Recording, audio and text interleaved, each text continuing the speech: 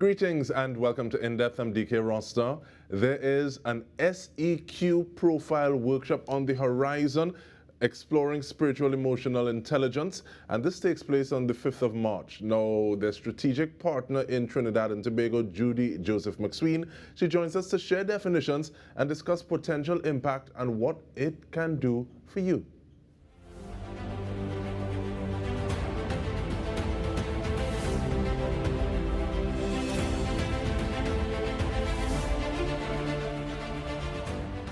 Thank you so much for joining us, ma'am. Even before we get into definitions, I want you to take us back to a date, June 27, 2023.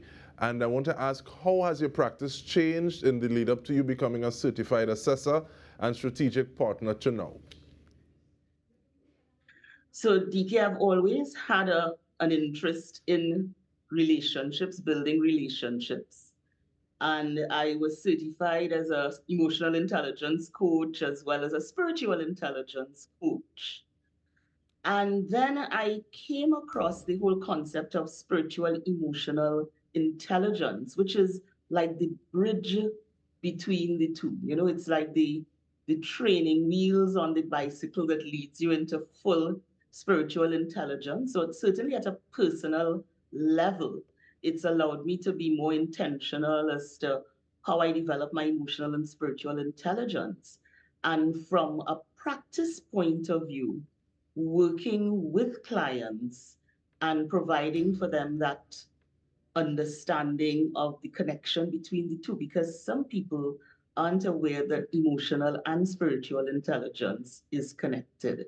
So the SEQ really provides that clarity and the training wheels that allows you to develop in both areas concurrently. Now, I can imagine some people saying, that sounds real nice, I don't totally understand it, but how does that pan out when we're looking at possible performance metrics as a function of these sorts of quotients? Okay, so let's start off with emotional intelligence, which we associate with thinking, feeling, and managing emotions in order to be able to get the best outcome. And the spiritual intelligence, which is that connection to beyond what is beyond ourselves, beyond us in terms of people, so people we may never meet, and also the recognition that there is something far greater than we are. And so spiritual emotional intelligence speaks to us about the connections we form as we go through life. I think each of us at some point in time reach this stage or we're prompted by someone to ask, what's your purpose in life? What's your noble goal? And once we start asking those questions, whether it's at an organizational level or a personal level, then we recognize that for us to achieve that noble goal, to achieve that purpose, it requires us to establish connections. And so as we go through life, we establish connections of varied depth with ourselves, with others, and with things beyond ourselves. And so the SEQ measures that connection. To what extent we have that connection. So to what extent do I know myself? To what extent am I aware as to the impact I have on others and the world? The other metric is the belonging, which is the connection to our family, our community, those around us. And it measures to what extent are we connected there. And then the third area of connection is the beyond. And so as we measure these using the SEQ tool, we recognize that for some of us, we might be connected with the beyond. So we might be very much in tune with empathy and compassion for what's going on in the Gaza. But we may not be as connected to the person next door to us. And we may not even be connected with ourselves. We may not have the awareness of self that allows us to recognize how we are impacting others and how because of that lack of awareness of self, we are unable to establish the connections that we want to.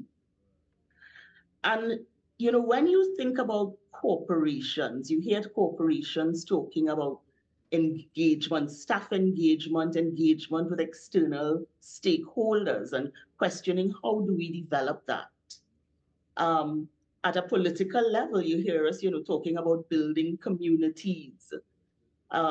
In the religious sphere, you will hear people talking about building communities and oneness as well.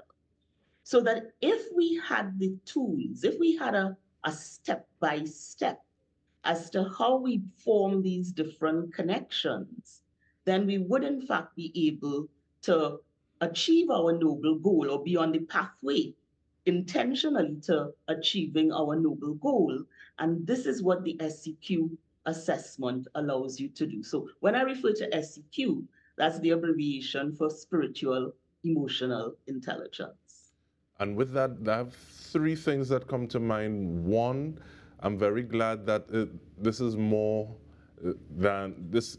user friendly than just saying, okay, well, what are you talking about there? That's something for the priest, the pundit, and the imam, and the people who follow them close.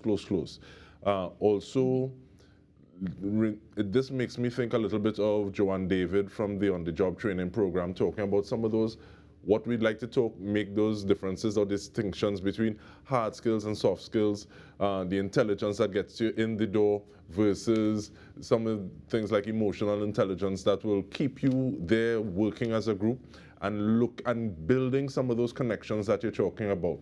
But in terms of those tools that you spoke to, are those tools things that can be built over time? It's something that can happen very quickly, because many times it feels as though the process of coming by these competencies can be a little more intuitive than saying, okay, well, this is a checklist. These are some of the things that I need to do to help raise my capacity. So how does one build on that side of themselves, that SEQ? How does one develop it and keep it? All right. So first of all, it's the awareness.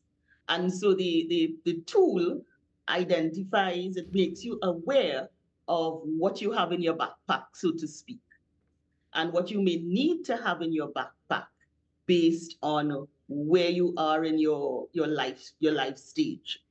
So appreciating that even as it may assess what's in your backpack at a certain point in time, where you want to go next, or even where you are now, may require different tools. And when I speak of tools, so I spoke about the three levels of connection: the awareness, the belonging, and the insight. And there are three main drivers that take us there. One is the clarity of direction. Where do we want to go? And so it's important to be able to define clearly where you want to go, because that determines what you need to take with you.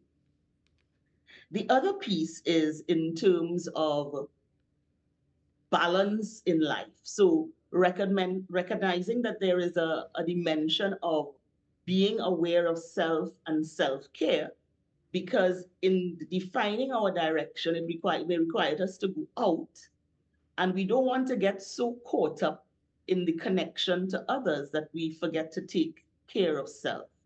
So the balance is an important measure as well, as to how are we balancing care of self with our outreach to others.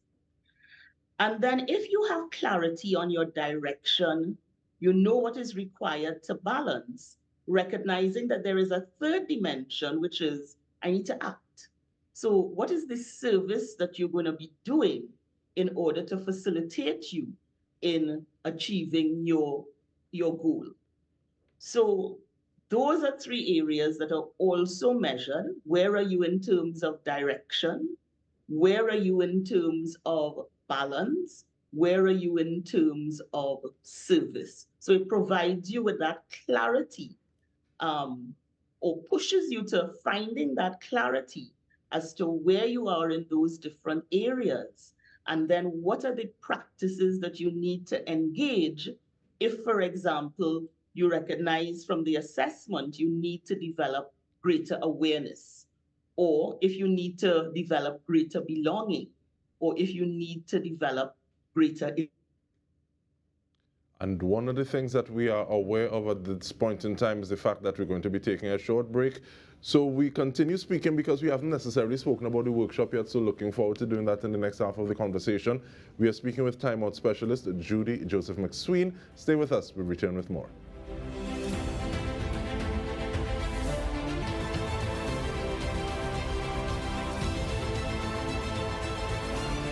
Welcome back. We are discussing a spiritual emotional intelligence workshop that is upon us, and we're doing so with Judy Joseph McSween. Now, just before we took the break, ma'am, it seems as though there's a lot to be aware of ourselves in terms of doing self-audits, using tools to find out where we're at. But that direction, balance, service, is that something to find out about yourself before you're part of the workshop? How does that play into the workshop that is going on the 5th of March? All right. So let me start by saying that the workshop is hosted by an organization called the Spirit of EQ, of which I'm a strategic partner. And prior to the workshop, participants will be receiving an invitation to complete the SEQ assessment. Now, that normally comes in two formats. There's a one-page profile, and then there's the full developmental report. What they're going to be requesting is that you complete the assessment so that you can receive the one-page profile, so that when you come into the workshop and we start speaking about awareness, belonging, and insight, you will actually have a one-page document that says where you have been assessed based on your responses in terms of your connection to self, others, and beyond. And what is the layout like? So, so there's this one-page profile that you fill out, you register. Once again, we know that it's free, it's gratis, it doesn't cost anything, possibly apart from attention, you're paying attention. But in terms of that 90 minutes, how is it broken down? What takes place during it? Or I'm asking so it's going to be experiential. No. I'm not gonna give you everything, but certainly it's important that people are aware that when they come into this session, they will be required to discuss what is surfacing for them as they hear what these results represent, and they see what their results are. So they'll be nudged into doing some introspection, so that they'll certainly leave the session with some measure of clarity as to what their spiritual emotional intelligence looks like, and a curiosity, hopefully, to get the full developmental report, which would plant them on the way to doing regular practices that facilitate their ongoing development. And is there an ideal person, client, member of this cohort? Who do you think this will best provide results for? Well, Dike, as you mentioned earlier on, it's not just about the priest, the pundit, the imam. This assessment is applicable to all sectors of society. So whether it's people who are involved in community services, who are seeking to build relationships with the marginalized, and I use the marginalized in its broadest sense, so it could extend from people in low-income communities to people with gender diversity, to the whole gamut of where we see people tend to be boxed and put aside. People involved in those activities would benefit greatly from this because it's about building connections. People in the corporate world who may be transitioning into a new position where they need to build new relationships, or they are looking at staff engagement. This will provide information concerning that. People from religious communities where they're looking to build community and oneness. Environmentalists who may be also looking at, how it is we get people more conscious of the environment. Because remember, when we speak about spirituality, spirituality is wide reaching. Spirituality is not just about connection to something higher than yourself or beyond yourself. Spirituality is how we relate to each other. And so SEQ is vital in grounding us in the rudiments of how we connect to each other. And you're saying this, and all I'm thinking about is, well, one of the things I'm thinking about is Desiderata, that gives us, kind of moors us, gives us a grounding within the universe and where we are. But hindsight is 2020. You speak of SEQ almost as a bridge.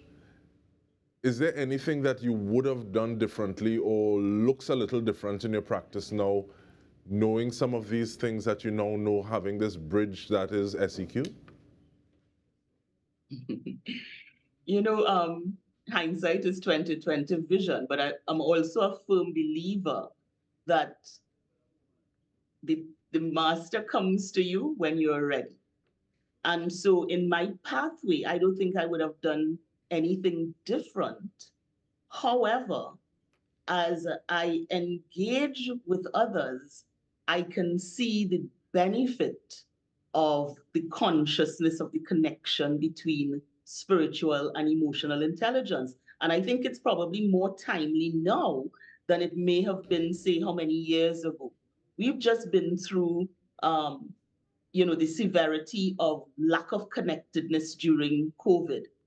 People are emerging from that, and they're still not 100% sure how to reconnect because of the inherent fears that are still within them, the inherent trauma that is still within them. 6 Seconds, which is the global community that does the emotional intelligence assessment, they collect ongoing data. And that data reveals that emotional intelligence has in fact declined over the years. And people are also high in stress and anxiety. So in that state, it's difficult to form connection. And therefore, having a tool that guides us to how to form connection becomes more critical. Like I say, we back on training wheels in learning how to connect with each other. We back in training wheels in terms of recognizing how much we are connected to those whom we will never meet. We back in training wheels in terms of recognizing that there is something larger than us, beyond us. And if we could establish a firm connection with that is larger than us, the source, the creator, that it will facilitate, it will be facilitator, in establishing our connections with each other. So the profundity of it is timely at this point in time. And I certainly have been seeing it because in terms of my work, I work with both religious, faith-based organizations. I work with the corporate sector. I work with organizations in the social sector. And so I'm seeing, it's like an aha moment, the importance of connections. And I'm glad you raised that point. We have about a minute more, but does nuance of the space that we are in affect or influence the tool, or is affected by the tool? Because sometimes something may come from somewhere else and they don't know what that kuya mouth is, and there's some nuances that can sometimes slip through the cracks. Do you see anything like that with this tool that you're working on, tweaking on at this moment? No. The tool is a fundamental tool that can be used by anyone in any part of the world. 6 Seconds, which collates and analyzes the data, like I said, is a global organization that has been collecting data on emotional and now spiritual intelligence for years. They were established in 1997, and they have a wealth of information that they are continually analyzing on an ongoing basis. And so when it analyzes the data, it's the global data that is being analyzed, and it's your perspective that is being analyzed. So that the cultural dimensions don't come into play in terms of affecting or influencing negatively the results, because what you are basically reporting on is how do you experience your relationship with others. The data has clearly identify what are the things that we can use, what are the things we need to have in our backpack, as I keep referring to it, for us to be able to build relationships. And so you can see from the results whether, for example, do I have strong resonance in this relationship or I don't? And be able to ask yourself then, what are some of the practices that I need to put in place in order to build deeper resonance in the relationship with this community or this individual? But looking at our backpacks, one of the things we don't have in it is time. So thank you very much for sharing this conversation with us, Judy Joseph McSween, before the workshop on the 5th. And on behalf of the entire TTT News team, I'm Dike Rostant. This has been In Depth with me. Thank you so much for joining us.